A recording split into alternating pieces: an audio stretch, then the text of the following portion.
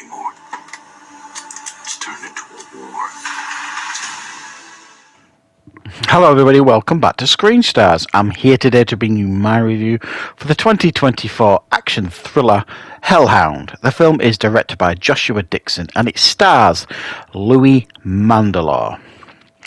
Right, the film focuses on Louis Mandylor's character, Loreno, who essentially is a hitman. Now he is hired to go to Thailand to basically take out like a brutal kingpin, like mob boss. But when he gets there, it turns out to be far more difficult than he anticipated, and it kind of spirals into all-out war on the streets of Thailand. Right. What are my thoughts on Hellhound? Well, first thing I do want to say here is I'm quite a fan of Louis Mandylor.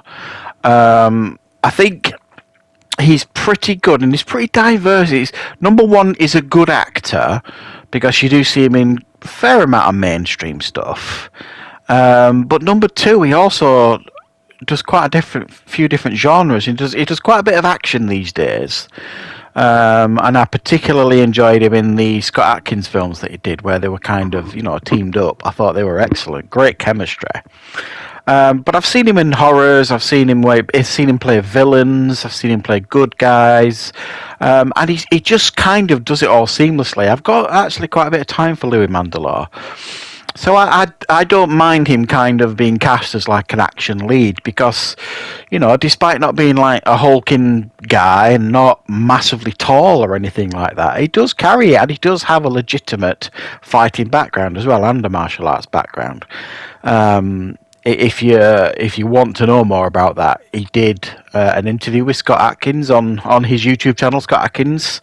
He's in when he interviewed different action stars and stuff. I do like Louis Mandylor. However, saying that, this film is definitely flawed. Number one, it's got a very generic, weak story, really. And it's one of those action films where the only thing that is kind of keeping it interesting and keeping your attention as an audience member is the action scenes. They are well put together. Quite fun to watch. That the hand-to-hand stuff's pretty good. There's a really good fight between Louis Mandylor and this big brutish guy in like a hotel room. And there's a few more hand-to-hand fight scenes that just I think are really quite excellently done, and I really enjoyed them. And the gunplay scenes as well are done pretty well. There's a great action sequence like in a parking lot near the end of the film. And I thought it was just really nicely put together. So I think the quality of the action scenes, and they're not all fantastic, but they are done of pretty high quality. I know this is probably quite a low budgeted film, but when you consider everything, but I just thought it really nailed the action side of stuff and the fight scenes and the gunplay scenes and all that kind of stuff. It just worked for me. I just wish they'd put more effort into the story and the script, and just I'd have been a bit smarter about it. It's one of those films where there's a betrayal that you can see coming a mile off. It's one of those. You can kind of predict everything that's going to happen in this film. I thought the film had a pretty decent villain. That you've got like this tattooed, mean, boss of this Thailand like mafia gang, and he's horrible and he's brutal. And there's some pretty wince-inducing torture scenes in the film, and so it doesn't actually do a bad job of giving us a fairly compelling villain here, but beyond that, there's nobody else really to stretch to really, or to try to connect to.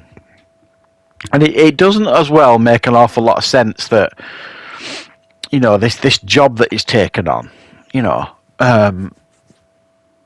go and disrupt and destroy this gang and then kill these two people. And it was just kind of like, that just seems like a bit much for one man, sort of thing. And there's like this underground fighting ring part of it as well that they don't do anything with. That I thought that could have really made a really cool and interesting side element to the film. They just don't explore that at all. But you know, I like these kind of action movies where they're in set in a different location, rather than just like, you know, the same old that you see in America and stuff. I like it sometimes when they're set in Europe, and I certainly like it when they're set in places like Thailand and what have you, because you really get a flavour of the country here. I think they do a pretty good job of projecting that onto the screen, you know, the difference in culture and all that kind of stuff, and it just works, sort of thing.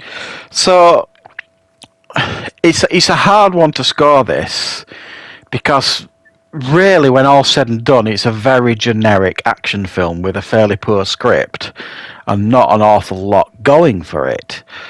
But the, at times, very well done action sequences, hand to hand and gunplay sequences and stuff. Just as I was starting losing interest watching this, it kind of brought me back from the, you know, the sense of, oh, I'm not enjoying this anymore. Because you get this action scene and you're kind of like, wow, that was pretty good. I quite enjoyed that. And Louis Mandylor handles himself excellently with all the choreography and everything. So it's not a complete waste, this film. If you don't mind kind of fairly by the numbers and generic action films where the action's done pretty well, then you probably won't be too disappointed with this one. But just don't go into it with high expectations, because you're likely to come out disappointed. And the ending, forget about the ending. My advice is, you know, turn off before the ending, because it's liable to really, really get right on your nerves, because the ending just didn't make any sense to me. It just frustrated me. So thanks for watching, guys. I hope you enjoyed this review. I will, of course, be back with plenty more reviews and content on the channel very, very soon.